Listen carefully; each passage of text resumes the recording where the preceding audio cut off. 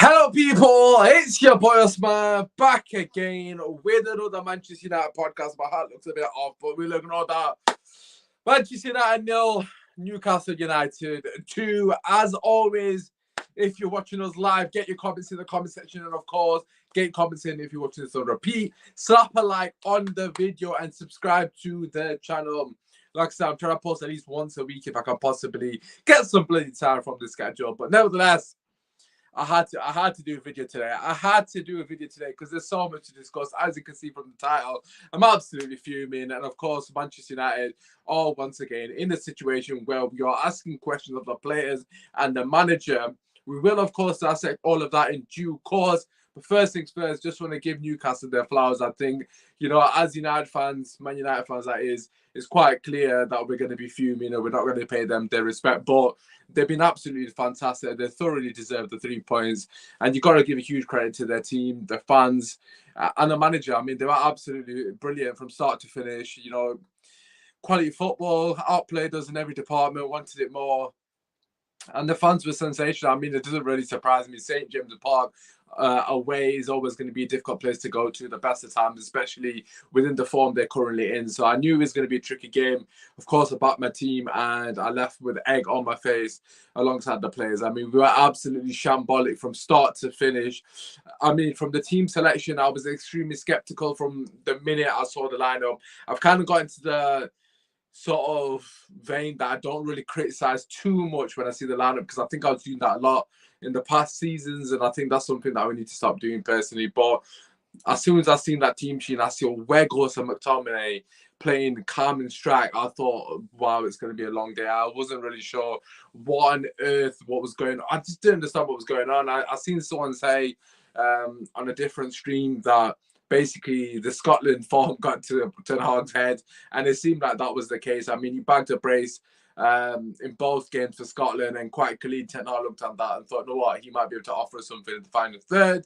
It wasn't to be. I'm not going to blame McTominay because I actually think he played that position in that scenario. He wasn't really familiar with that game, and to be honest, him and Weghorst together gave us absolutely no mobility in the final third, and it was quite apparent from the very early stages that it wasn't working. And for me, it's disappointing that he didn't have a plan B and he didn't change it as quick as he did. I mean, he actually waited until halftime to make the change, and we were extremely fortunate to go into the break at 0-0. I mean, I'm sure everyone that watched that game felt like Newcastle should have been at least 2-0 to the good. They absolutely peppered us for the entirety of that first half, and the second half somewhat wasn't so much dominated by them, but they got the 2 goals in the second half, and like I've already reiterated, it was well and truly deserved. I don't think any Manchester United fan will ever dispute that. But yeah, let's quickly get some comments in. First of all, shout out to Matthew. Thank you so much for coming back to the channel. I appreciate the support. Evening, hopefully you're doing well. And as Matthew said, big up everyone in the chat, on the show and in the chat. Thank you so much. I appreciate your loving words. We got Ralph and he's saying big up the Glazers family staying at Manchester United. Oh, Lord have mercy. Listen, I'm not going to get into that. Obviously, I have done 2 previous videos regarding that. So feel free to watch them. Obviously, where I go into detail regarding the situation with the ownership. So I'm not going to get into that too much in this show here. This is particularly to unpack the Newcastle defeat. Obviously, go into individual players, give my thoughts on them, and obviously feel free to go back and forth in the chat. And obviously, when you're watching this repeat, so to speak. But yeah, listen, let's get back to the game itself. Like I said, with the lineup, for me, I wasn't personally happy. I mean, the Delo thing was unfortunate because, of course, Wan-Bissaka was ill, so he couldn't actually play. I mean, for me, Wan-Bissaka had to start this game. I just think Delo has been absolutely shambolic post World Cup, and I don't really know what's happened to him. I mean, prior to the World Cup, I probably got lost in the sauce, and I thought, this is the Delo we've been waiting for.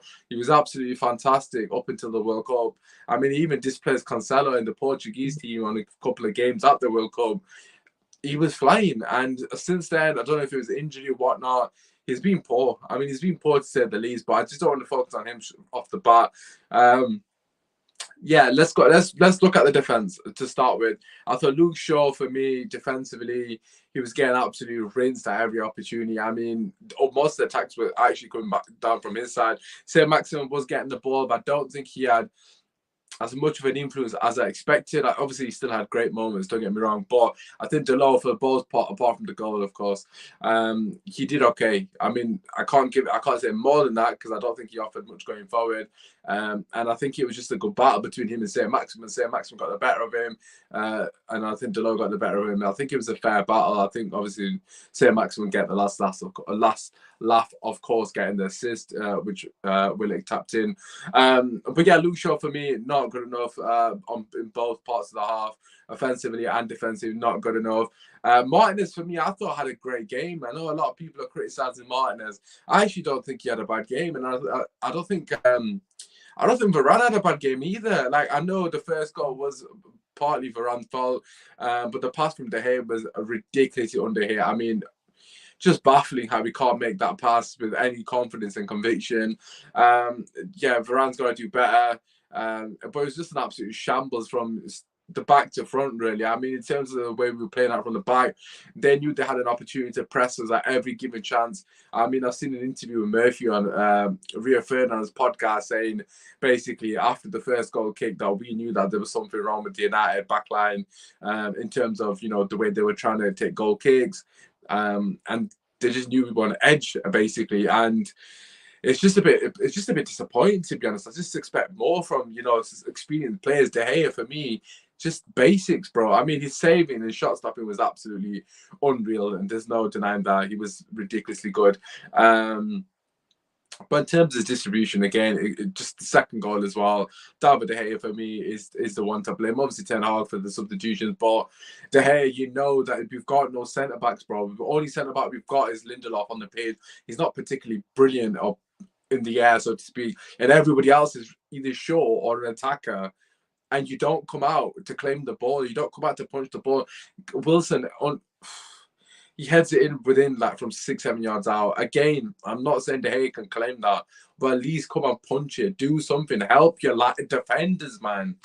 He did the same thing against Fulham, and I said it on United Stand that you needed to help the centre backs more. When Mitrovic is on the pitch, you should be premeditating that. Look, I need to come out at least 2-3 times this game just to cause a bit of confusion there and not make it so easy for him. You've got no centre back staff. Everyone's been taken off, and you've not come out as a goalkeeper to command your box once again. And you've left us exposed in that scenario because, okay, granted, Luke Shaw's at fault for giving the free kick away. Also, granted, Ten Hag's at fault for the bizarre substitution, which we'll get on to. But as a goalkeeper who's that experienced, I expect you to use your initiative and say, no, I got to take ownership, and I got to take ownership of the situation, and I've got to, you know, do something about it because managers made substitutions that don't make sense to me. Luke Shaw's given a stupid free kick away, and we've got no centre backs or anyone with any height on the pitch. I mean, the tallest player we had on the pitch at that point was probably Marcus Rashford. Like, everybody else was like 5'10", 11, 7, 6, wherever it may be, man. But anyways, they deserve to win. But we'll get on to the other people because De Gea wasn't the reason we lost that game. Osman Mubarak, bro, Glazer's not selling the club. Listen out loud, man. This guy is on to me. He's on to me. I think mental fatigue is affecting performances. We look tired, leggy, lethargic. I don't think it is mental fatigue, to be honest. I do think the players are fatigued in a sense, but we have had a break. I mean, a lot of these players have had a break over the international period, most of which didn't really get selected. Most of which that did get selected have had at least 10 days off, if not 2 weeks off in some cases. And I just don't think that's an excuse. I mean, it's just not acceptable, and it hasn't been acceptable for a while. I suppose previously to this game, you can make that case, and I would probably back it. But for this game in particular, I don't think there's a case to be made that to suggest that the players are tired. That's why the performance wasn't there. There's a lot of things that I need to improve at Manchester United, and I'm going to get onto them right now. The biggest thing for me is the midfield. I mean, yesterday's game screamed out the importance of balance in the middle of the park. It was absolutely embarrassing. I'm sorry. It was Oli-esque. It was Ragnick-esque. It was an absolute shambles. And for me, it's bigger than just one player. It comes that I can see and criticize Bruno Fernandes, and I'm going to criticize him shortly. But the truth of the matter is, it's not even a Bruno Fernandes thing. It's a team thing. I mean, regardless of which personality in there, if you don't have a DM, you have no balance. And if you don't have players complement each other and on the same wavelength, it's absolutely irrelevant who you have there. I mean, there was no protection of the back line at any point. The amount of times that their midfielders were getting third man runs into the box or just getting free, or just free at the edge of the box. There was gaping holes once again in transition. They were rinsing us. And I'm sorry to say this, but Bruno Fernandes, as the senior marksman in the middle of the park, has to step up and be counted for. People will say that it's not just him, and I've just said that myself. But the truth of the matter is, as a senior player in that midfield, you've got to put your foot on the ball and control the game. And at no point did he do that. And for me, I'm sick and tired of our fans not understanding that football is more about GA. It's not just about GA. It's not just about how much you run. It's about how you control the game. It's about how you retain the ball. It's how you sustain attacks. That's what makes you a good team. And Manchester United are too focused on transition play, i.e. counter-attack. I mean, it was a game of NBA. It was like NBA game, watching basketball. I mean, it was end to end to end to end. Granted, most of the threat came from Newcastle, and most of the times Newcastle dominated. And if they didn't dominate, it was end to end football. And for me, we can't be playing games of football like that. We need more control in these games, and that doesn't allow the fullbacks to get forward. That doesn't allow them to contribute to the game. The amount of times that the fullbacks can get forward, I mean, they very rarely got forward. Delors didn't really offer much going forward, neither did Luke Shaw. And for me, personally, it comes down to the fact that we don't look after the ball enough. We got a striker up top in Weghorst that had 10 touches, I believe, and made like 3 passes the entire game. I don't know what his stats were. I can't remember off the top of my head. But the point being is we got too many loose parts in this team that aren't good enough. And until our fan base understand that there's more to football than running around and showing passion and kissing the badge, we're never going to improve as a team. It's as simple as that. There's a lot of players that weren't good enough. Rashford had an absolute shocker. I'm going to give him a buy because he's been carrying that ass for God knows how long. I know a lot of people are getting onto Rashford because his performance wasn't as good standard. And I understand that. You can criticize him for the game, but there's narrative that I just don't want to look at it deeper than that, because for me, Rashford has saved that ass so many times this season. I just think it's beyond fickle to even point the finger at him. And people will say, well, you're basically basing that on GA, or the truth of the matter is we scored like 45 goals in the league and about 50% of them are Rashford. So what can you really say to him? If it wasn't for him, we'd be sat in 10th and 11th with Chelsea and Liverpool. Sorry. So for me, I think people need to relax, man. Honest to God. Let's get a comment from James. Good to see you made the stream live for a change. But good to see. Let's see what you say. Ten Hag is not a top manager. Let's get a real new manager bounce over. What? Team selection bounce over, not just the game being free. No, I do not agree with this at all. I don't agree with this at all. Obviously entitled to your opinion as always, but for me, I just think it's a bit of an overreaction. I do think we have been poor for a while. That is true. Also, this is probably our worst period under Ten Hag's his tenure. We've had a lot of positives, and we're also the team that's got the most points from subs and scored the most goals from substitutions. And a lot of his substitutions in previous games, prior to these last couple, of course, have come on and made the difference and had an instant impact. And I think that's a bit harsh, to be honest. I don't think it's as far as saying he's not a good enough manager. I mean, he's shown me enough to at least warrant another season minimum. I mean, I can't really get behind the notion that he's not good enough. I mean, look, we didn't have Casemiro and we capitulated without him. Are we too reliant on Casemiro? Probably. Are we too reliant on Rashford? Probably. Is that Ten Hag's fault? Some would say it is. Some would say some of the players aren't good enough. I would say it's borderlining more on the players than the manager. I don't think the players are competent enough to play the style of football he wants, i.e., basically sustaining attacks, possession-based football. We've got midfielders that aren't press resistant. We've got midfielders that ball retention doesn't come into their vocabulary. They just pass the ball away consistently. We've got fullbacks that aren't particularly great going forward at the moment, consistently enough for me. We've got a goalkeeper that can't pass out from the back. We've got a striker that isn't a striker. I mean, he's got absolutely zero threat. We've got 2 wingers in Anthony and Sancho that haven't found their feet for whatever reason, although Anthony was actually quite good against Newcastle. But the point is, there's so many different components to this team that need fixing before we can overly blame the manager. I do think some of it is his responsibility. in terms of the selection, like I've already alluded to, I don't think the selection was right. I don't understand why he persists with Weghorst. For me, I would have played Rashford down the middle and I would have played Sancho on the left. Granted, Rashford's preferred position is on the wing, and granted, Rashford's better suited to play left wing than down the middle. However, Weghorst has offered absolutely nothing. Honestly, you'd rather play McTominay in strike because at least McTominay has the capabilities of scoring goals and offering a threat than Weghorst, because Weghorst doesn't do anything that McTominay can't, and McTominay is more mobile as well.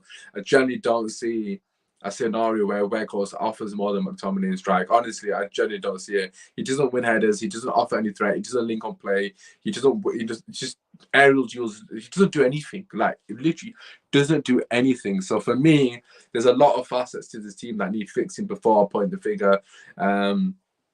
Erik Ten Haag, of course, he's definitely not escaping any blame, because I think a lot of this defeat was on him. I thought his substitution, selection, setup, it was all wrong. At the end of the day, he didn't react.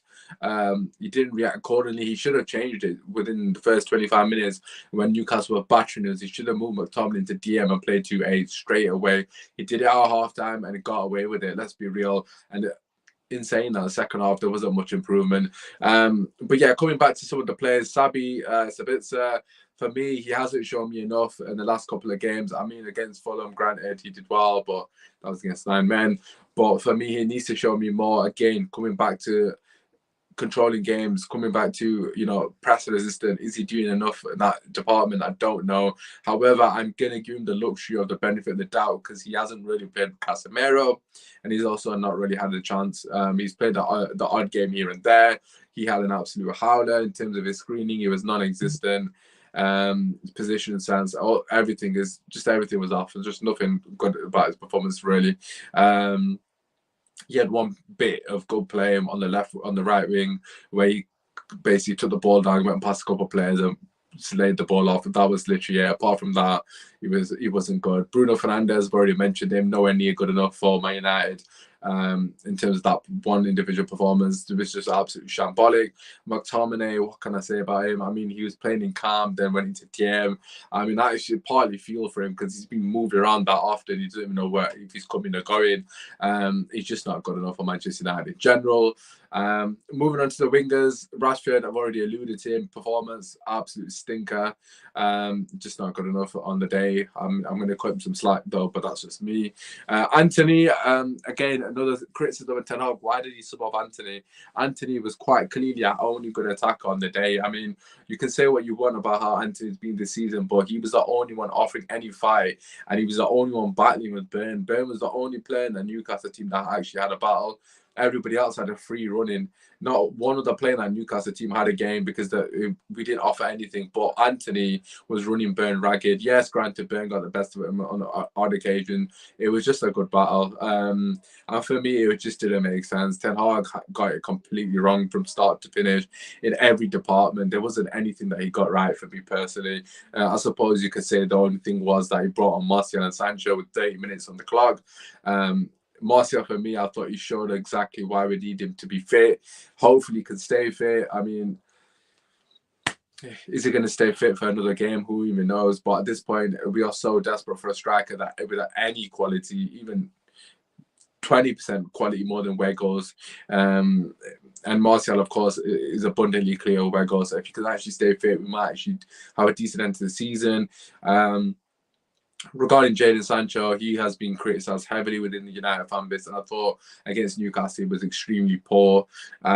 He was very soft, the lack of aggression. He seemed like he was struggling with the league in general. I just felt like the physicality of the game was way too much for him. And for someone who's been here for almost 2 seasons now, that would have been something that I felt like he would have at least been able to adapt to. And he's, for whatever reason, he hasn't. Maybe he's not caught out for the league. That is definitely a question mark. And that is definitely a fair assessment of Sancho. My only gripe with Ten Hag, again, with the Sancho situation is, why did he not start? Against Fulham, Sancho was the only player that really offered anything in that game.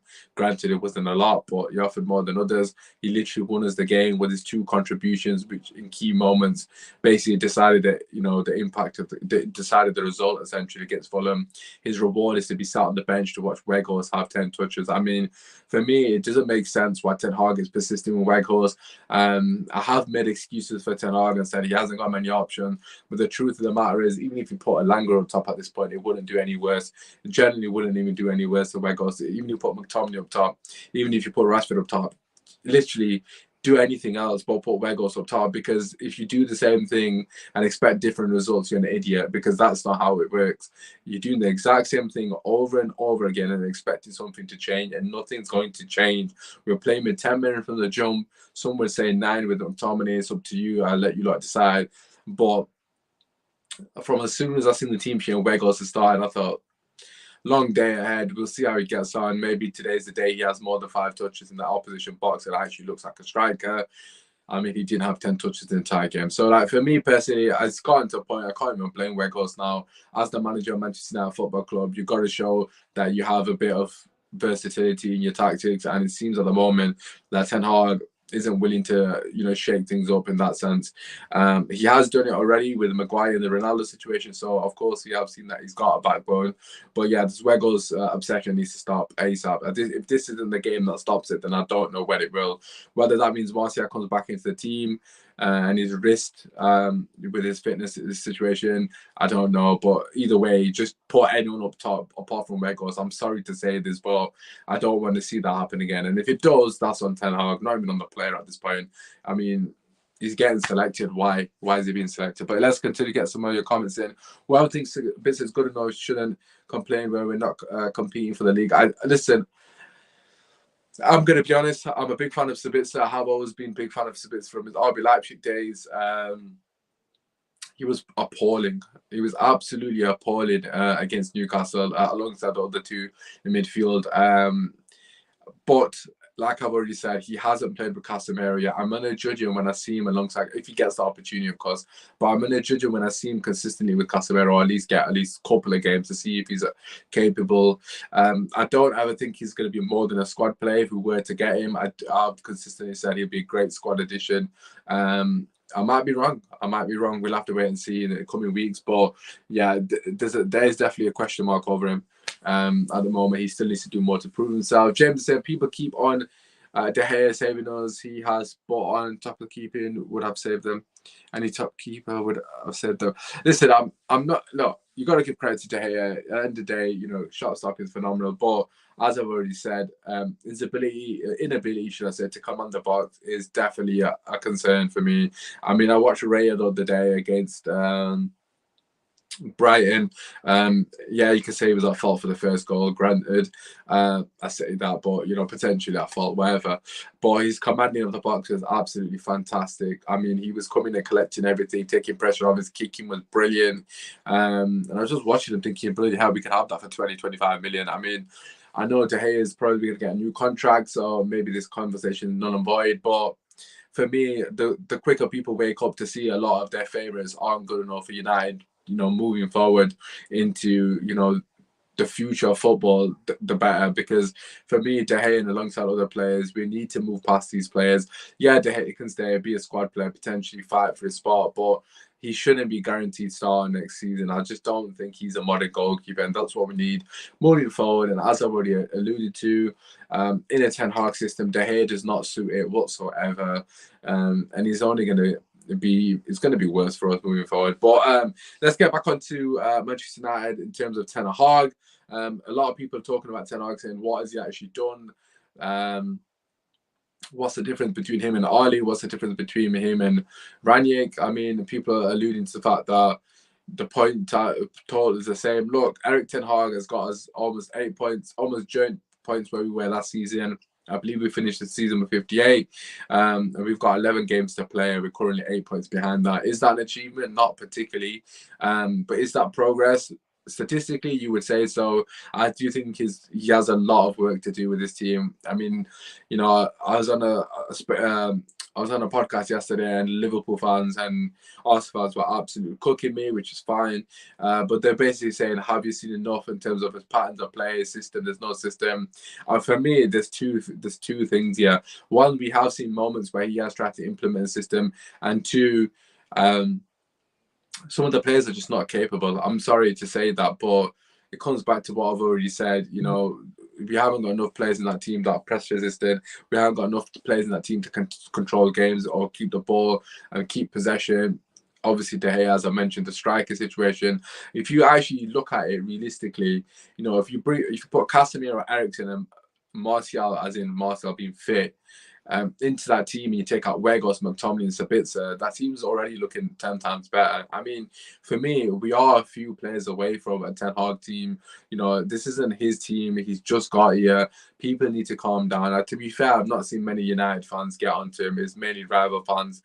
Does he deserve criticism for these past few games? Absolutely, but the overreaction is not necessary. Yes, Erik Ten Haag has got it wrong. Yes, he needs to make changes, but let's not forget all the good he's done this season. I mean, as I've already mentioned, Manchester United have scored the most points off the bench. Manchester United have got the most points off the bench from his substitution, the game-winning substitution. So let's not forget that, just off the back of a very poor period. I think there's a lot of good still to happen this season. We're still in the top four situation. Yes, granted, we are slightly flopping in that sense, but we're still in the semi-final of FA Cup, in the quarter-final of European League.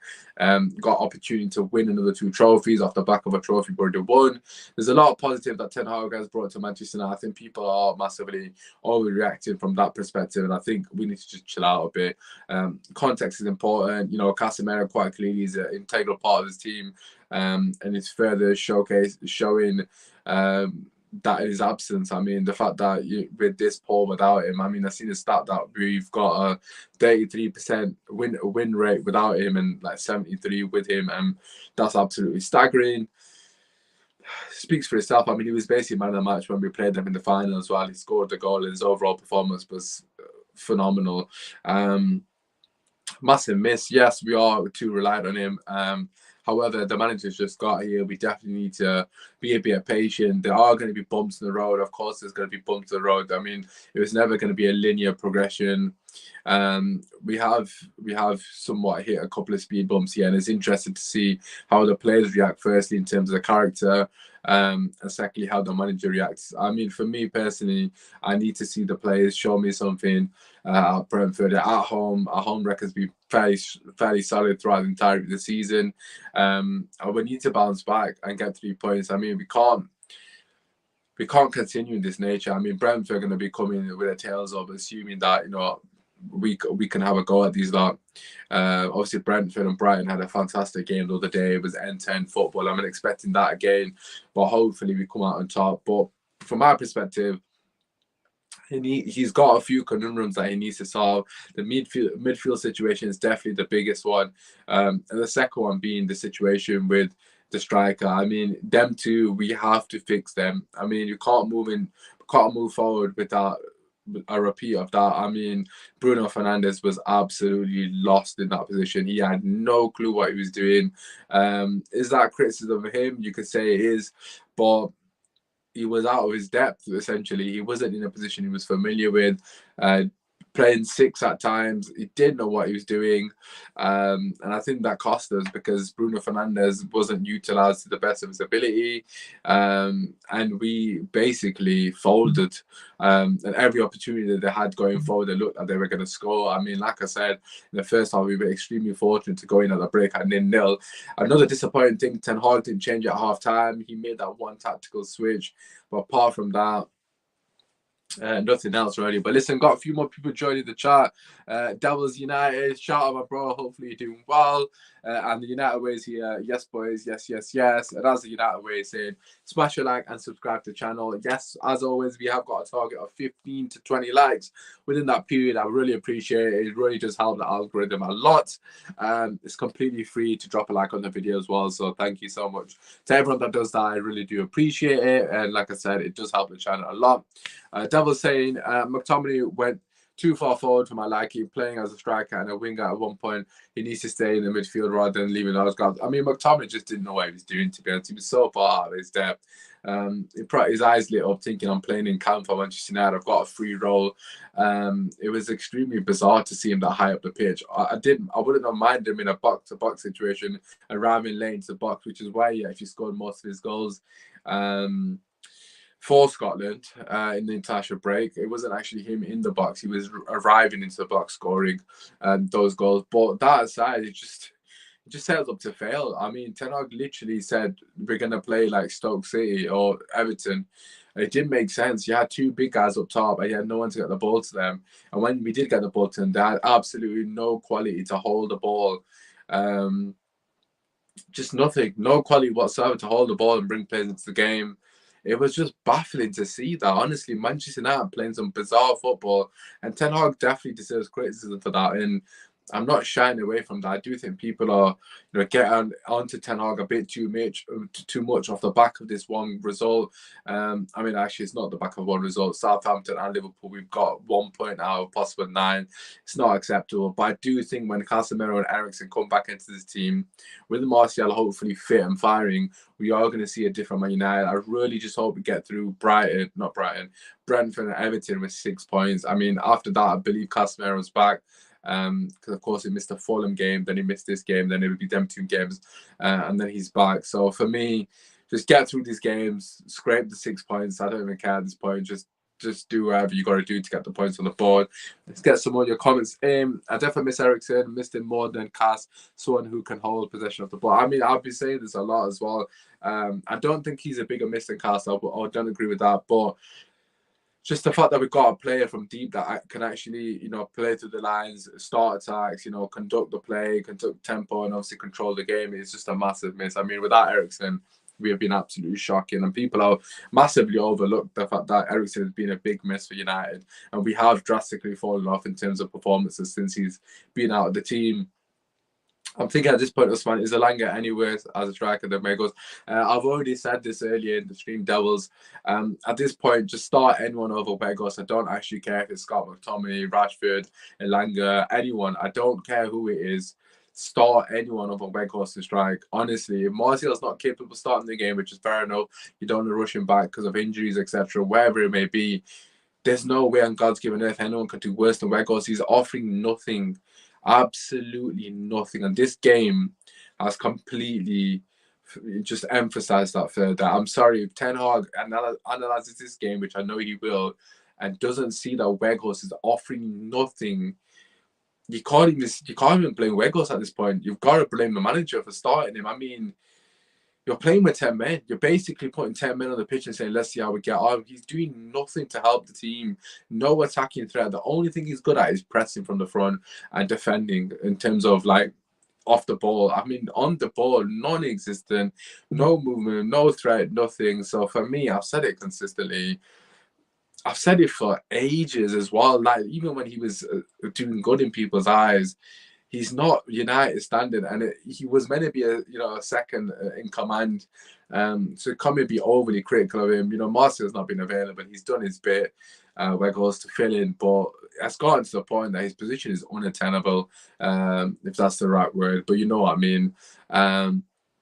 Just get him off the pitch, man. Just get him off the pitch. I do not want to see him starting.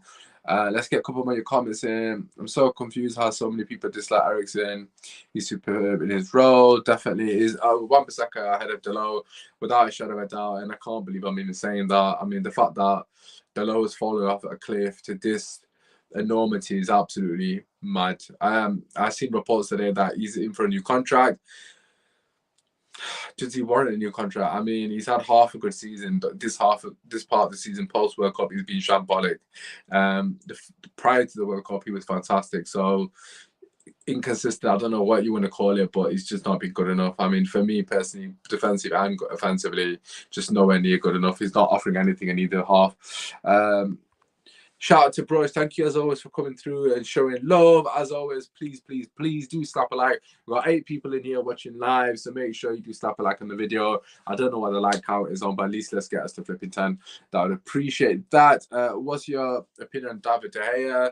For me, De Gea was absolutely fantastic in terms of his shot stopping, but moving forward, we need a replacement. I'm sorry to say it. People need to understand, wake up and smell the coffee. players like De Gea are not modern day players. It's as simple as that. You got managers now that want to play out from the back. You got managers that want to control games. You got managers that want to sweep a keeper. You know, he doesn't he doesn't tick any of those boxes. It's as simple as that. Honestly, he just doesn't. And he wasn't the reason we lost this game in the manner we did. Let me just make that straight. Let me make that clear. He wasn't the reason. He contributed in some assets. The first goal, I definitely think he's contributed to that. Of course, Varane's got to do better as well. McTominay's got to come and show for the ball. I mean, there were so many mistakes in that leading to that first goal.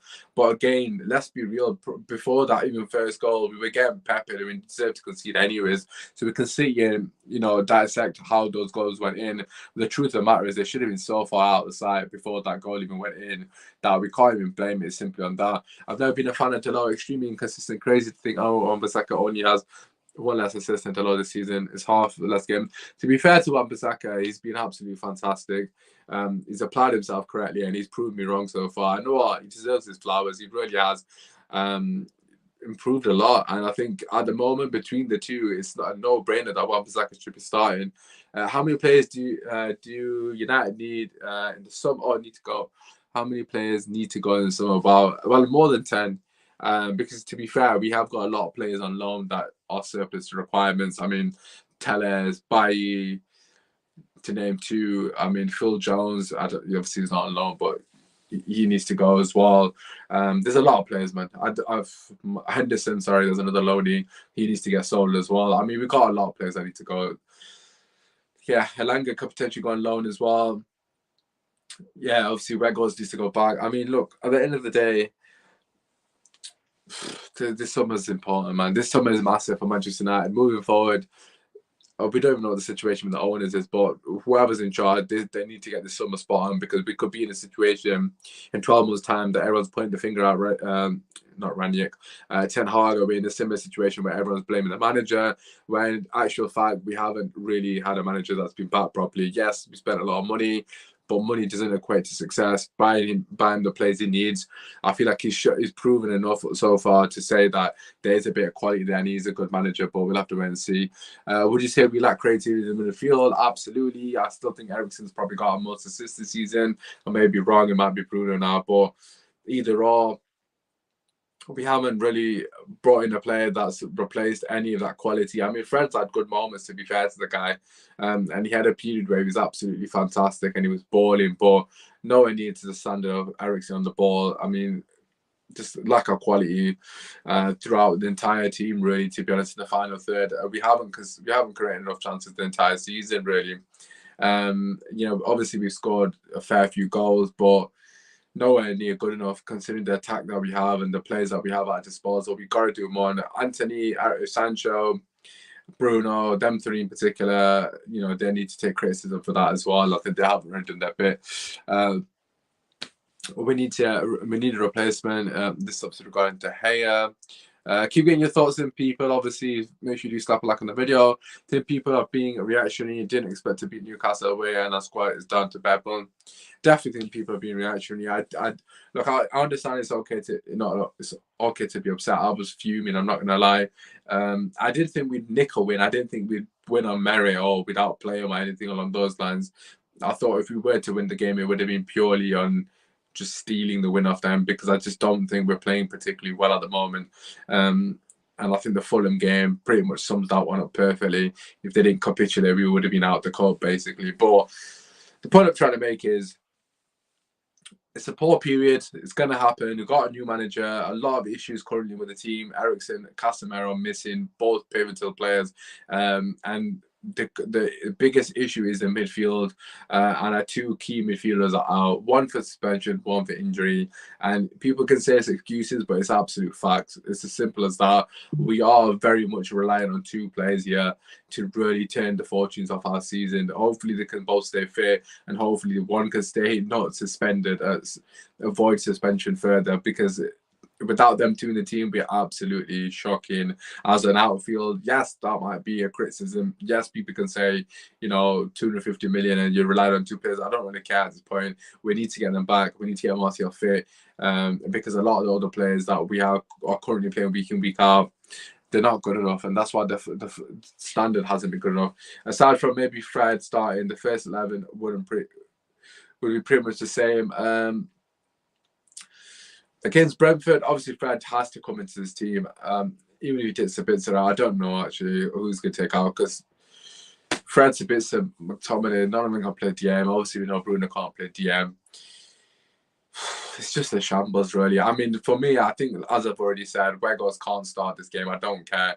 Even if he puts Elanga up top at this point, anyone but Weghorst. Anyone. Absolutely anyone but Weghorst, please.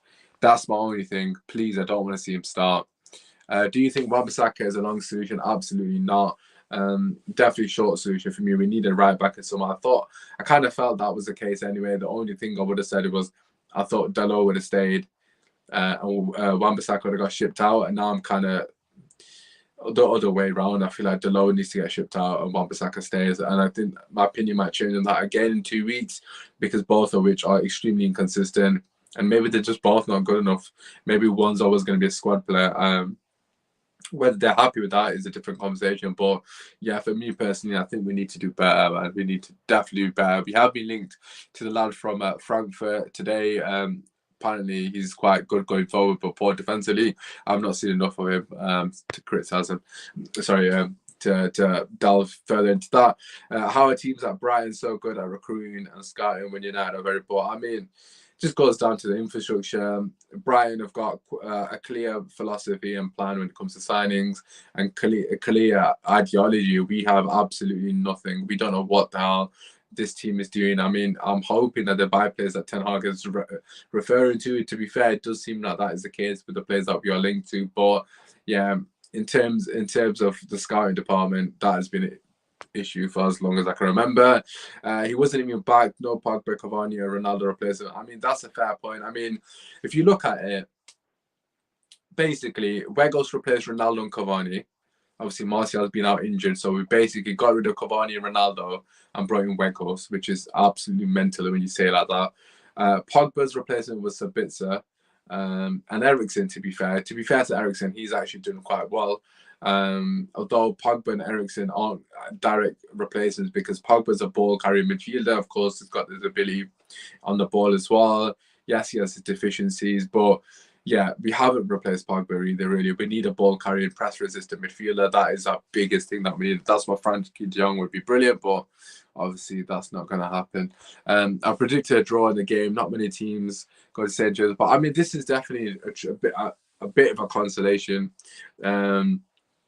Is the fact, I mean, it's not great because they've leapfrogged us, but the fact that it was at St. James's Park, away from home, it's not going to be an easy game. And I think for anyone, of course, but I think a lot of the teams who are still yet to go there, we're going to see the same with a lot of them. Even the other top teams, they're going to struggle. That's not to, make an excuse for United because we were shambolic, but I suppose from, a realistic standpoint, it's not like it wasn't out of the realms of possibility that we lost them away from home.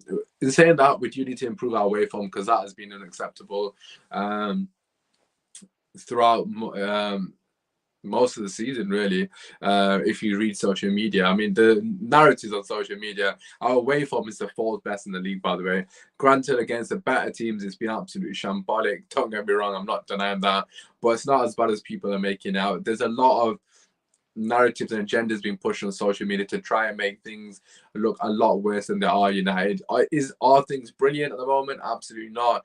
Are things perfect under Ten Hag? Absolutely not. But it's definitely nowhere near as bad as people are making out to be. Obviously, rival fans are going to do that. The media are going to try their best to push this narrative that it's all doom and gloom at United, but that's definitely not the case. And I think our fans need to relax.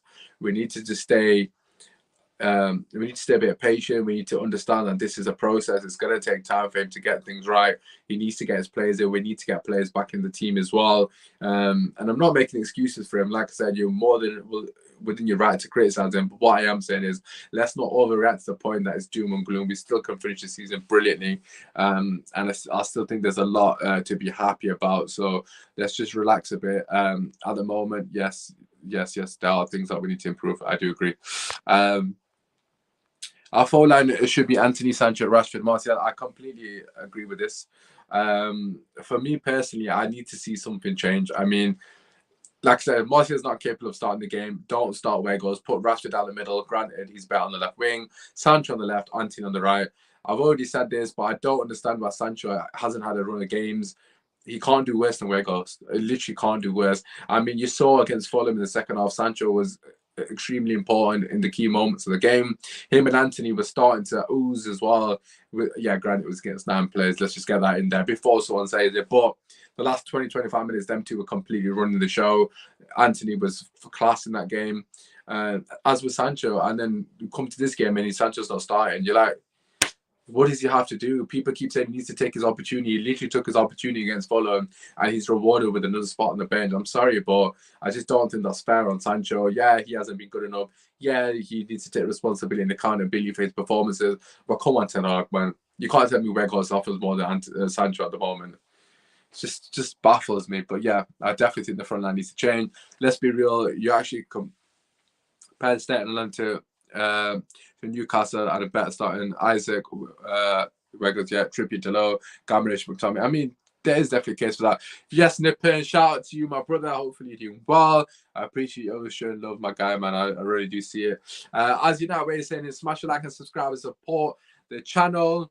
As always, please support your boy. Like I said, I'm struggling a bit to balance work schedule, Ramadan, etc. with the podcast, but I'm trying my best. And I'm actually going to wrap you up there because I need to go and open my fast, which opens in like 90 seconds. But I just want to say thank you to everyone that's tuned in. If you do watch this on repeat as well, feel free to get your comments in the comment section. I believe tomorrow I might do another show, probably previewing our game against, I can't remember who we're playing now. Brentford, that's the one. So I'll probably jump on and do a preview for that as well. So make sure you tune in tomorrow, 7 p.m. I will be back, I promise. I have got a show prior to that on Saturday's channel as well, so make sure you check that out. In the meantime, if you haven't already, please do follow me on my socials, which is on the screen right there. Usman Talks United on Twitter, Instagram, and TikTok. I definitely post on TikTok the most. If you don't follow me on Twitter already. Basically everything's on Twitter. I tweet a lot, as people will say. So make sure you check me out there as well. So yeah, just follow me on my socials if you haven't already. Frimpon Bayer, Leverkusen play. Like I said already, I'm not going to sit here and say that I've seen loads of him. And from what I've heard and what I've spoken to people that have watched him weekly, he's fantastic going forward. Defensively, he has a lot of question marks. Not much. Oh, there we go. Talking between themselves. But yeah, I'm just going to wrap it there. Thank you so much for everyone that's tuning in. Sorry I've missed out on some of your comments. Ramadan Mubarak. Thank you so much, Nippon. As always, extremely supportive and respectful. But yeah, it's good to see so many new people in the comments, and obviously so many of you guys talking to each other. Obviously, I'm trying to build a community. Obviously, I'm very, very much building it back up. So yeah, I appreciate everyone. I'm trying to be as consistent as I possibly can. Like I said, I will be back tomorrow at 7 p.m. So make sure you tune in for that as well. Thank you, Matthew, as well, for coming in and obviously talking to myself as well. But there was literally nobody else. So Matthew, shout out to you, my brother. But yeah, apart from that, it's been your boys, man. Manchester United 0, Newcastle United